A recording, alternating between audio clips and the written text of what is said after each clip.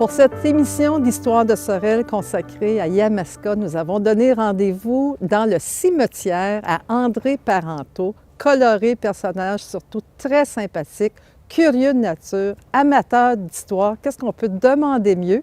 Et on va en apprendre un petit peu plus sur les familles inhumées à Yamaska.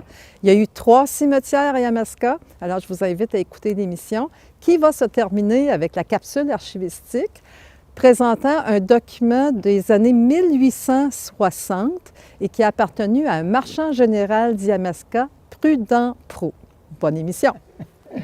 André Parenteau, merci de nous accueillir dans l'église d'Yamaska. Je pense que vous avez les clés directement de M. le curé. Il fait pas mal confiance. Ça, madame, je pense que c'est le plus grand honneur que j'ai eu dans ma vie. Ah, d'avoir, ben là, elle me fait pleurer.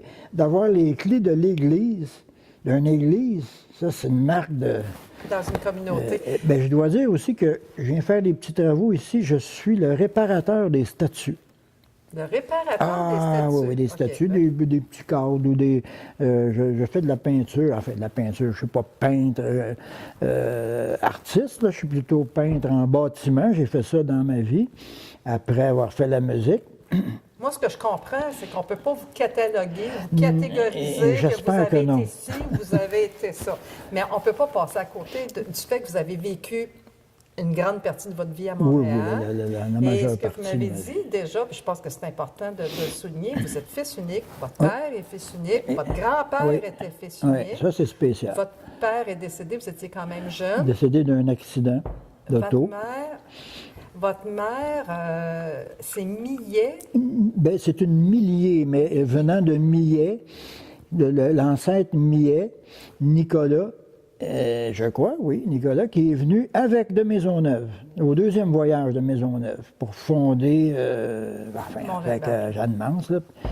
Et alors, j'ai un côté montréalais, moi, c'est ma ville. Là. Je suis parti parce que je voulais venir fureter ici, chercher mes origines du côté de mon père. Qu'est-ce que j'ai une affaire ici quand j'étais petit? Pourquoi on allait chez des Mondous? Bien là, j'ai appris que c'était des cousins. Ah, bon, là, OK. Je savais pas ça, moi. On parlait pas. Moi, quand j'étais petit, je parlais pas. J'étais tout seul pour commencer. C'est ça, la famille n'était pas très nombreuse. Vous avez, mais on vous a connu comme musicien beaucoup. Ben, c'est-à-dire, je ne suis pas connu, je suis, comme on dit, reconnu. Okay. Dans le showbiz, si vous allez fureter dans les années, j'étais bassiste. Aujourd'hui, je ne touche pas à ça. Il y en a des bien meilleurs que moi. Avec qui vous avez joué? La liste est là.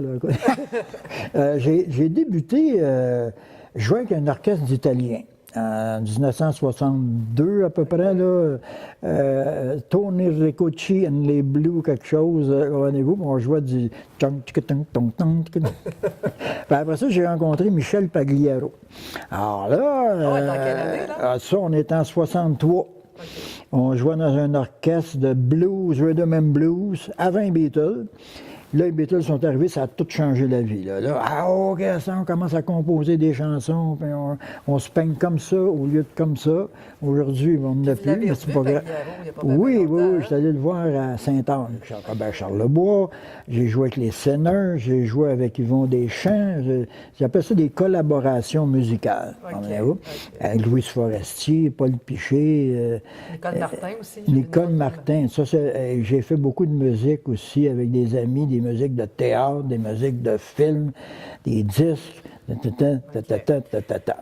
si on essaie de faire un lien avec la musique, les arts, je pense que les arts prennent une place importante. Mais avant de revenir avec l'histoire, vous êtes associé ou vous avez été associé avec le régiment de Maisonneuve à Montréal? Ça, c'est quand j'étais, comme on dit, petit cul, là, à l'école. Il y avait des cadets du régiment de Maisonneuve.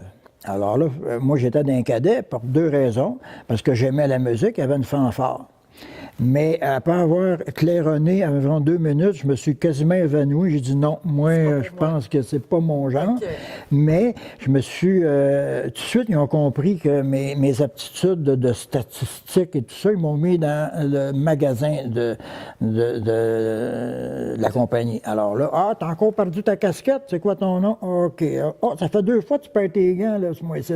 Si ça continue... Vous ouvrez la porte justement pour Oui. faire un lien entre votre passion pour les statistiques puis ce Écoutez, que vous madame. avez fait, qui est absolument fascinant.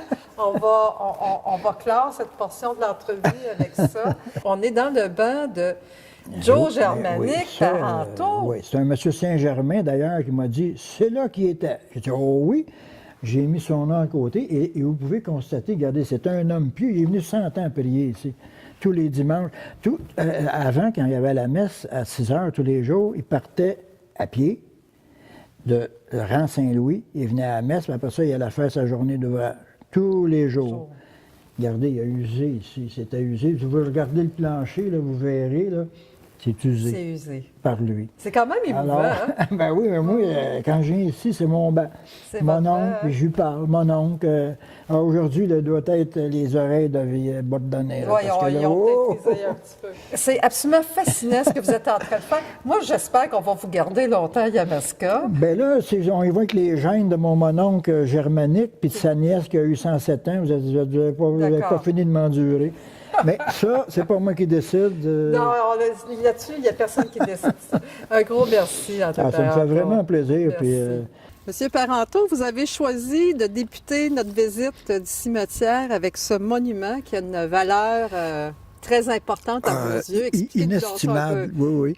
Alors, c'est le monument du frère de mon arrière-grand-père, Georges Parenteau. Et moi, quand je suis venu à Yamaska, c'était un retour. Hein. Je suis venu 72 ans après, je venais habiter l'autre côté de la rue, d'où j'ai été fait.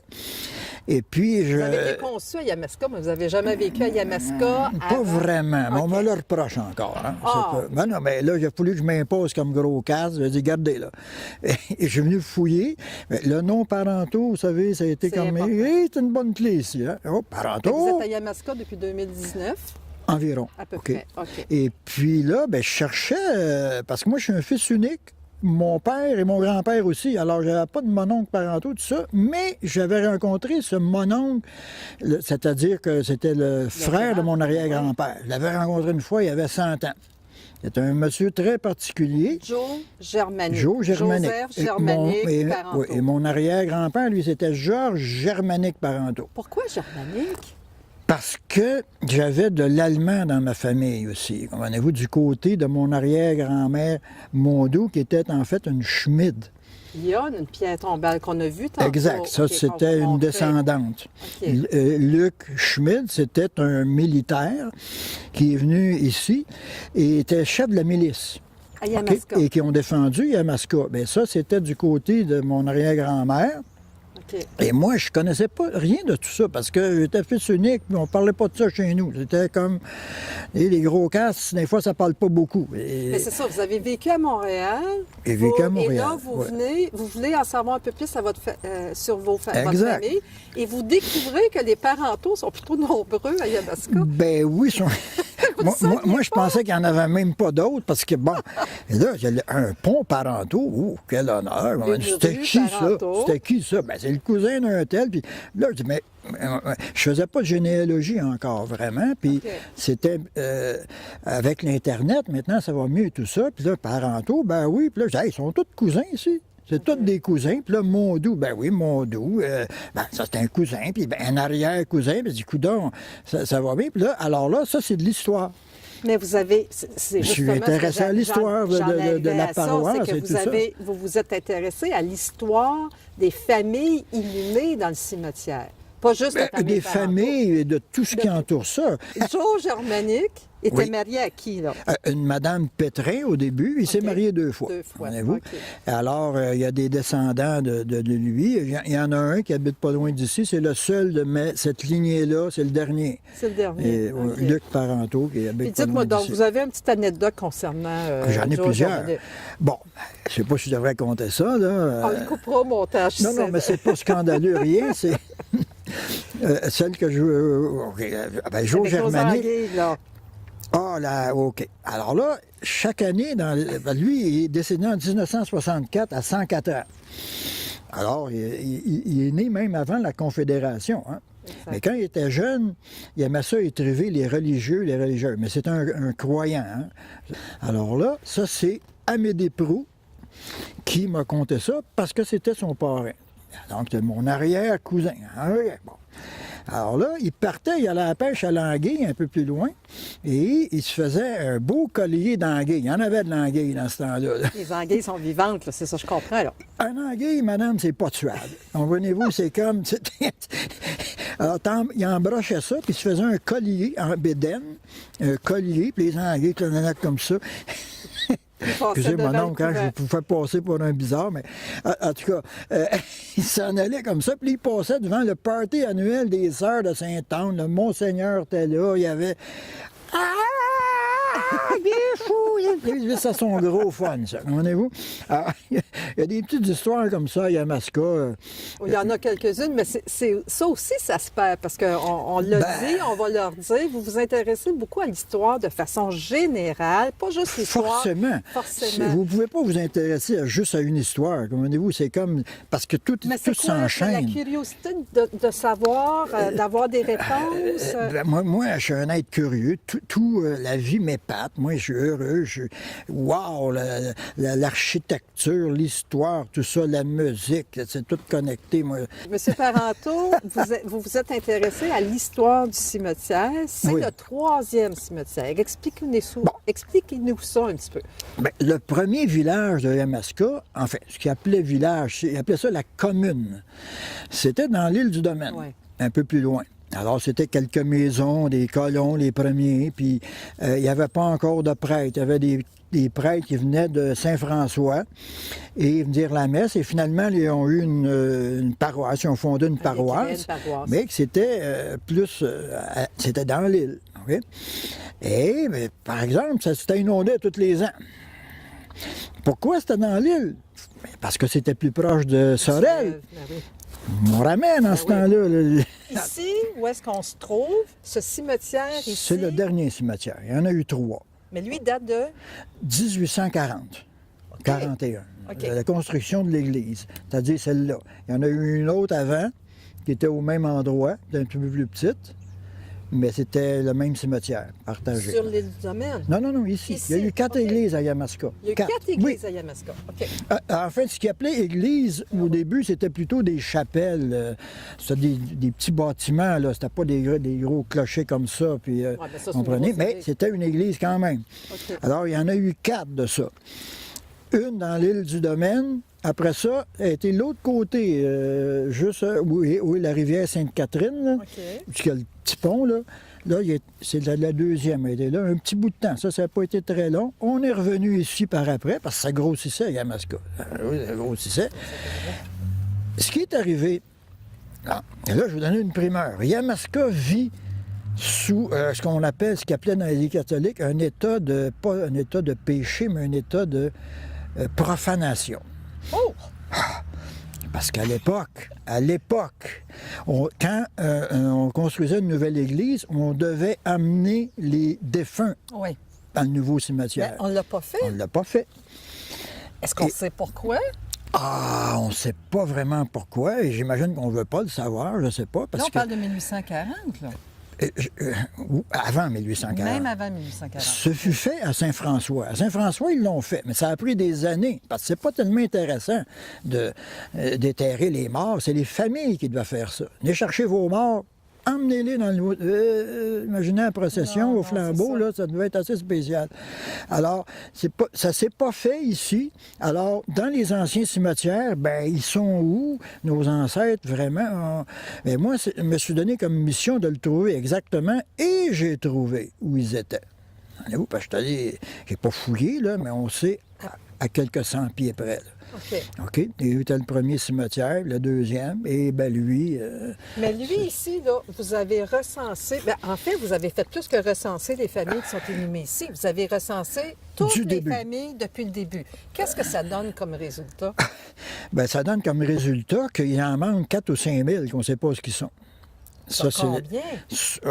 entre 11 et 12 000. Depuis 1727. Exact. Aïe, aïe, aïe. OK. Alors, il en manque quelques-uns où ils sont, comme mon grand-père, grand-mère. Vous les avez jamais trouvés, Non, parce que dans les registres, on ne dit pas où ils sont, quelles rangées sont inhumées. À un moment donné, moi, je fais mon recensement. Le recensement, c'est qu'on vérifie les noms sur les monuments. J'ai tout pris ça en note. Et là, pendant l'hiver, j'allais dans les archives pour voir si ça coïncide. Oui, ça coïncide et tout ça. Parce qu'ils ont tout écrit ça quand même. Ça, il faut leur donner ça. C'est écrit, mais où ils sont, on ne sait pas. OK. À peu près. Mais normalement, c'est sur tel lot Oui, numéro... pour aujourd'hui, vous voyez ces monuments-là, c'est des nouveaux. Ça, c'est pas compliqué. OK. Vous pouvez être sûr que M. Fagnan, là, il est là. OK. Mais quand vous tombez sur ceux-là, ou comme Joe Germanique, puis ça se peut que ça soit... Ça donc là, moi, j'arrive... j'arrive, bon, un parenteau. Mais pourtant, il n'est pas sur la liste ici, lui. Il n'y a rien, là. Il n'y a pas de l'eau. Comment ça fait que... Et là, je vais de l'autre côté. Ah, Prudent-Proux. Ben, mais la famille Proux, ben, Prudent-Proux, c'est le frère, voyons, le père de mon cousin, fils de la sœur de Joe Germanique. Et probablement que c'est le fils de Prudent-Proux qui a été marchand général à Yamaska. Vous êtes bonne. Je suis pas sûre. Oh, il y a des grosses chances. Il y a des petites chances, effectivement. Connaissez-vous bien du monde qui s'appelle Prudent? Prudent-Proux, mais là, ça aussi, on se pose la question. Alors là, Donc, il est décédé, Amédée, il est décédé cette année, mais il est plus loin là-bas. Et là, moi, il avait 97 ans. Puis moi, j'allais le voir parce que c'est un érudit, c'est un monsieur qui lisait des livres. Ah, c'est incroyable. Alors là, j'ai dit, écoutez, monsieur Amédée, c'est lui qui me contait l'histoire de Germanique, là, les Anguilles. J'ai dit, c'est quoi l'affaire? Comment ça fait que vous avez votre monument à Proux, puis en arrière, c'est une gang de parentaux, puis ils sont pas là? C'est ma sœur, ça, qu'elle a acheté un monument usagé. Alors là, on parle de monument usagé. Savez-vous ce que ça veut dire? Ça veut dire qu'il y en a eu beaucoup. Et là, ben, comme je vous dis, c'est que vous voyez, c'est pas nécessairement ce qu'il y a en dessous. Qu'est-ce que vous... à force de marcher le cimetière, d'accueillir des gens, parce que vous accueillez, vous dites que vous accueillez aussi des touristes. Bien, je les accueille, c'est une manière de parler. Oui, vous êtes tout proche, là. Moi, j'aime pas beaucoup le tourisme, le masse. De masse, OK. J'aime, maintenant, moi, si je veux visiter quelque part, j'aime pas ça. Hey, gars, c'est un touriste. Non. Alors, moi, j'habite juste ici, et de mon bureau, je vois tout le cimetière, ce qui se passe. Et là, à un moment donné, je vois quelqu'un, je connais. Bon, OK. Oh, c'est qui ça? Puis là, je vois quelqu'un qui cherche, c'est facile, il cherche. Là, je descends, je dis, cherchez-vous quelqu'un particulier? Et généralement, oui, puis c'est toujours des gens sympathiques. Finalement, là, chercher des ancêtres. Ah, ben je peux vous aider, je suis le recenseur. Ah, bon, des fois, je peux passer des heures à parler avec quelqu'un, puis là, il me parle de sa famille, et j'apprends d'autres choses. Je les connais. Notez, parce que vous devez noter. Oui, je suis un noteur. Mais je commence à connaître l'histoire des familles, comprenez-vous, puis ils se connaissent toutes, finalement. Là.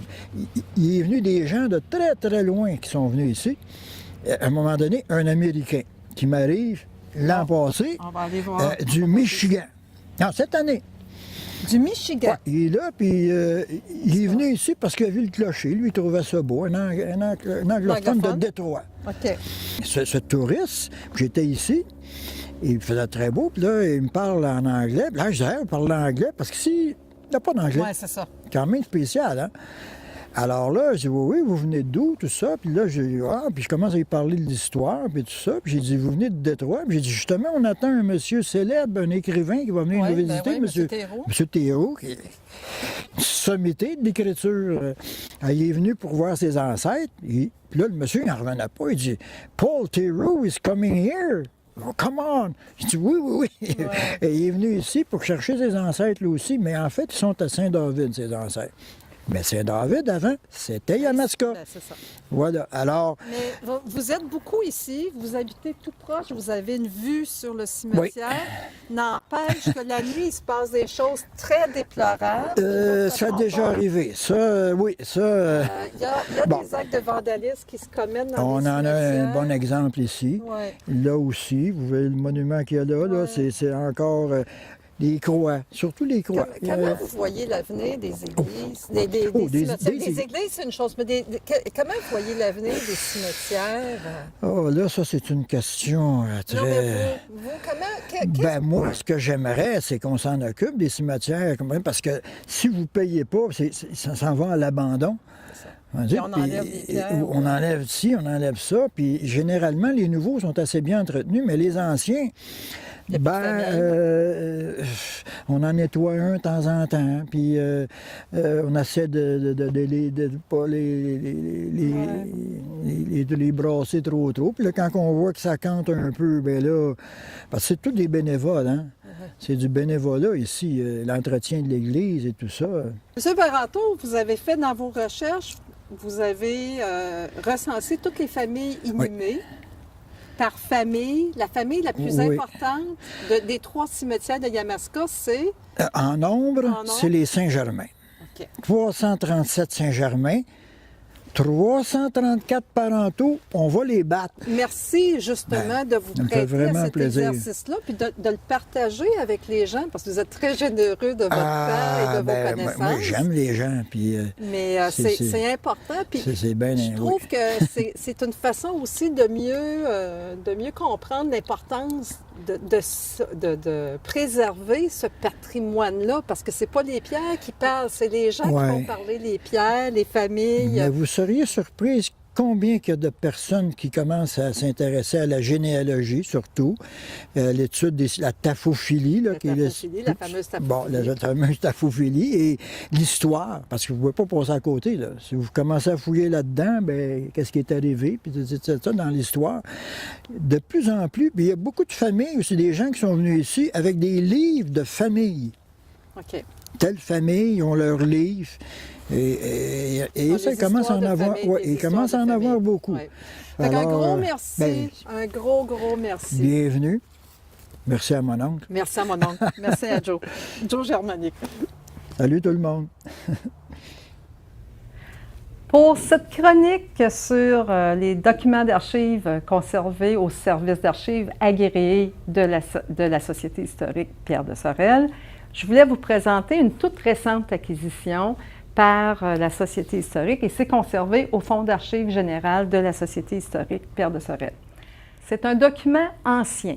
C'est un document qui remonte avant même la création de la Confédération canadienne en 1867, puisqu'il s'agit du livre des comptes d'un marchand général, pas compte dans le sens de récit, mais compte dans le sens de chiffres. C'est le livre des comptes du marchand général Prudent-Proulx de Yamaska. Pas facile à dire Prudent-Proulx, puis croyez-moi, il y en a plus qu'un Prudent-Proulx. J'ai fouillé sur Internet en plus. Haute énigme. C'est un livre qui est plein d'informations qui vont intéresser les gens de Yamaska parce qu'on y retrouve les noms de différents clients et c'est des noms qui sont encore courants aujourd'hui. Je pense entre autres aux Parenteau, au Montdoux, au Tonnancourt, au Verville. Ce sont des noms ce sont des clients réguliers du marchand général. J'ai pu fouiller un petit peu dans le livre et puis j'ai trouvé quelques belles annotations du marchand qui écrit d'ailleurs au son. Fait que je vous donne un exemple, je me permets d'ouvrir. D'ailleurs, ça me permet de vous dire aussi pourquoi il faut porter des gants quand on touche à des documents anciens. Premièrement, ça évite d'abîmer les pages. On évite aussi de les tacher si on avait, par exemple, si on avait mangé quelque chose de graisseux un peu. Nos doigts ont toujours un peu de gras et c'est très important de porter des gants. Même si vous consultez des journaux, vous risquez même de changer de paire de gants. La Société historique va vous fournir des gants. Alors, je vous disais qu'il y avait plein d'informations intéressantes dans ce seul livre des comptes qui concerne un marchand général d'Yamaska. Je vous donne un exemple qui écrivait au son. C'est ce que je vous disais. Par exemple, à M. Louis Verville, il va vendre 24 quintals de fleurs. Alors, de la fleur, c'est de la farine, parce que farine en anglais se dit flour.